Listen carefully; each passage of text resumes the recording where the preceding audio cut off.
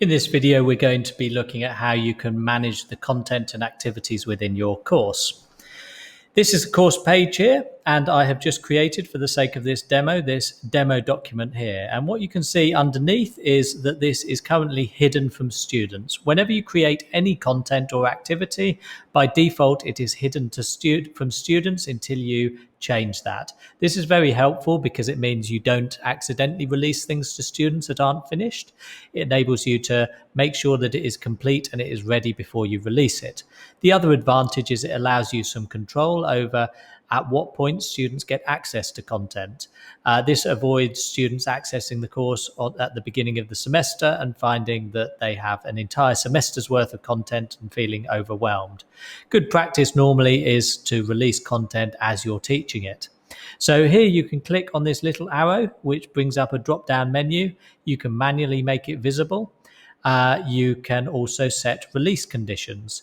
Release conditions enables you to target this either to all members or to specific members or groups if you only want specific people to see that. You can also set conditions for date and time, so it won't show until this date and time, or it will be hidden after this date and time. That can be useful for quizzes if you want to have a particular time that starts. And you can also give it a performance criteria. So then you can select a graded item, and based on the outcome of that, they will see different types of content, which might be useful if you want students who received a grade under a certain threshold to get some extra remedial content. I'm just going to close that there. The next thing you need to notice, as we've already seen in a previous video, is there are lots of these 3-dot menus.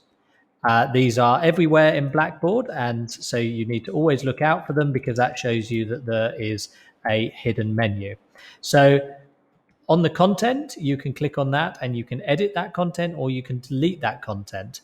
Above the content, you've got this one, which allows you to do a batch edit. And then you can select any of these things or everything.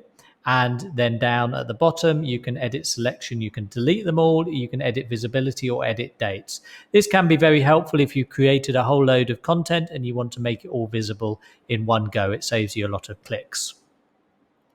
Now I'm going to show you here 2 ways that you can collect content together. We've got 2 examples. Up here, we have what is called a learning module. So under introductions, we've got several different sections there. And down here, we have some folders, which on the face of it seem to be exactly the same, but actually they have slightly different functionality. A folder is simply just a container, and a folder can contain subfolders and subfolders. It's just like you have on your computer. But a learning module is a predefined sequence of activities or content. So this becomes more clear when you go into student preview mode. Which is down on the left, as we saw before. I'm going to start preview. And first of all, I'm going to open the introductions learning module. And then I'm going to open the first item, icebreaker, which comes up with some content. And over on the right-hand side, we have a link to go through to introduce yourself. And here I have a discussion forum. And then it goes through to introduction to study skills, which is a quiz.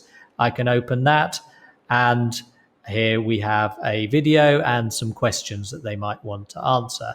So here we are seeing a predefined sequence, whereas if we look at a folder and we open one of the items there, where there's several items, I open that item, but there's no link over there because there's no relationship between this item and the other items.